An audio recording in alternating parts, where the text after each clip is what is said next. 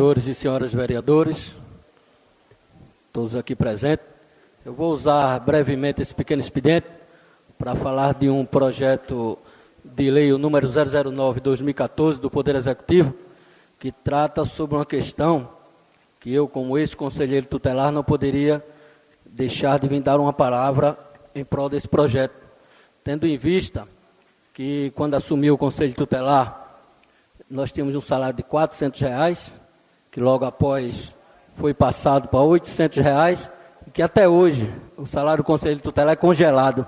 É um salário que não se aumenta de acordo como deve ser de merecimento, como é de merecimento da função de conselheiro.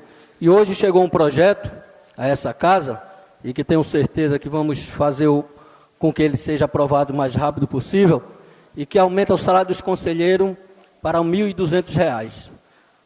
Gostaria de parabenizar o Poder Executivo, mas mesmo assim dizer que ainda é pouco, pelas funções que o conselheiro tutelar assume, para a responsabilidade e para os riscos que os conselheiros tutelar têm, e para a importância no mundo de hoje, um mundo moderno, um mundo onde as crianças e os adolescentes cada dia mais têm mais facilidade às drogas e às coisas erradas.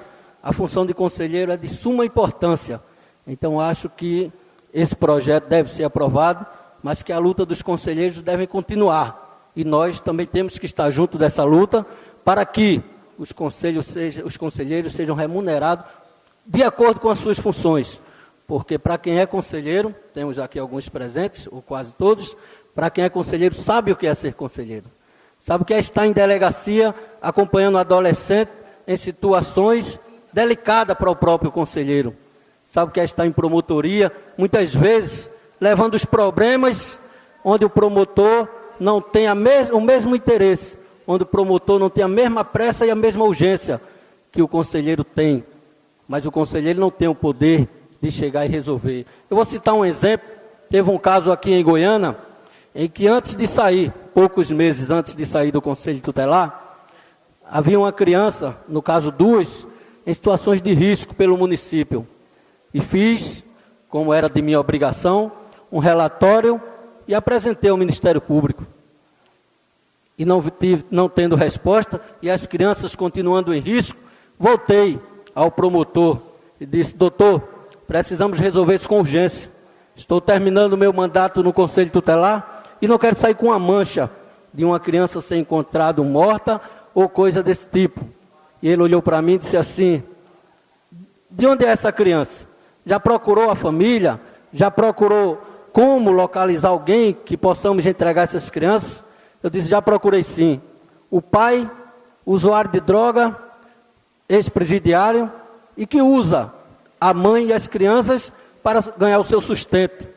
A mãe, usuária de droga, sai com as crianças para também, além do seu sustento, ter que levar o dinheiro para casa para não ser agredido ou coisa assim. E ele olhou para mim: e essa mãe, de onde é? Ela só sabe dizer que é de João Pessoa. E o promotor, para mim, com sua simplicidade de quem não tem a função de conselheiro, ele disse: então procurem João Pessoa. Eu disse: uma cidade do tamanho de João Pessoa, onde é que eu vou localizar sem ter endereço, doutor? Ele disse: dê o seu jeito. E eu dei o meu jeito.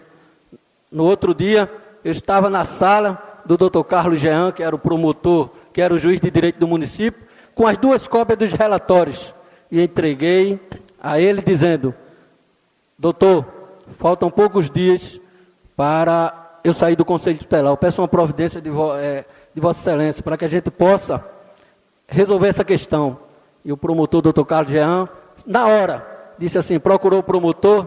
Eu disse: sim, está aqui as duas cópias dos relatórios. Os conselheiros sabem o que eu estou dizendo, os relatórios que nós mandamos quase diariamente, os conselhos tutelar mandam para a promotoria.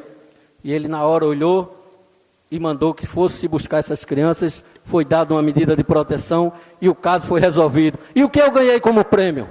Ganhei como prêmio, no outro dia o promotor mandar me chamar em seu gabinete para dizer que eu estava passando por cima dele.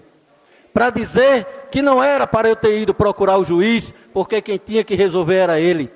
Mas se ele tinha que resolver, por que não resolveu? Então é isso que acontece com o conselheiro tutelar. Delegado pensa que manda em conselheiro tutelar, promotor pensa que manda em conselheiro tutelar, juiz pensa que manda em conselheiro tutelar, secretário pensa que manda em conselheiro tutelar, prefeito pensa que manda em conselheiro tutelar. Só que conselheiro tutelar é um órgão autônomo. Nós temos total autonomia, todos os conselheiros. Eu digo nós temos porque temos uma frase que diz assim: uma vez conselheiro, sempre conselheiro. Nós temos total autonomia. Conselheiro não é empregado de ninguém. A prova é tão grande que o conselheiro tutelar é feito por uma lei federal. Nós somos de uma lei federal, que toda prefeitura é obrigada a nos pagar, aos conselheiros tutelar, e ao mesmo tempo é obrigado a dar toda a estrutura para o funcionamento do conselho tutelar. Que sabemos que não tem. Que sabemos que conselheiro tutelar, às vezes, faz suas notificações a pé, de bicicleta, às vezes de carona. Quantas vezes eu fiz notificação no carro da polícia? Porque nós não tínhamos carro. A Kombi que existia no conselho tutelar, até hoje ninguém sabe que fim levou. Então é isso que é conselheiro tutelar. Isso é um exemplo simples. Eu dei um exemplo de promotoria, mas quantos exemplos nós temos de chegar nas casas dos pais, em situações de risco às crianças, e eles dizer: leve para você cuidar, leve para você fazer o que quiser, e outras vezes até ser agredidos. Os conselheiros também são agredidos, porque nós não trabalhamos com segurança. Eu digo nós, mas me coloco como conselheiro também nesse momento. Não trabalhamos com segurança. Quem tem que entregar a notificação e fazer as visitas é o próprio conselheiro, diferente de promotor e de juiz, que manda os seus oficiais entregar, e que quando a pessoa vem para a sala do juiz, vem com tremendo de medo, na sala do conselho tutelar chega brabo. Nem guarda municipal se tem no conselho tutelar, pelo menos para intimidar. Então isso é que é ser conselheiro tutelar. Função difícil, uma função que tem que ter muita coragem e, mais do que tudo, tem que gostar de ser conselheiro tutelar. Tem que amar ser conselheiro tutelar. Por quê? Um ajudante de pedreiro da Fiat ganha mais do que um conselheiro tutelar. Muitas e muitas funções que, se eu for citar aqui, ganha mais do que conselheiro tutelar. E ninguém chega a conselheiro tutelar por acaso. Passa por eleição. Como nós, vereadores, passamos por eleições. O conselheiro tutelar também passa. Todos os dias é criticado. Todos os dias temos problemas no conselho tutelar. Problemas de criança, problemas de adolescentes, de todos os tipos. Então o conselho tutelar merece que esse projeto seja aprovado com o máximo de urgência possível. Tenho certeza, porque isso é uma luta aqui da Câmara. Muitos vereadores já vêm cobrando esse projeto, não deste ano, do ano passado. Quantas reuniões lá em cima fizemos? Até o vereador Arnaldo tem mais experiência do que eu. Até no orçamento nós colocamos dinheiro para que isso acontecesse antes. Mas nunca é tarde, né? Graças a Deus chegou. Vamos aprovar com fé em Deus. Os conselheiros tutelar merecem. Conselheiro tutelar, é bom que se diga, é uma função que não é permanente. Conselheiro tutelar é hoje, amanhã serão outros. Então nós temos que respeitar, valorizar e dizer que essa Câmara Municipal de Goiânia, com fé em Deus, vai aprovar com muita alegria. Mas dizer mais ainda, vamos continuar lutando, porque isso ainda é muito pouco para o merecimento da função de conselheiro tutelar. Muito obrigado.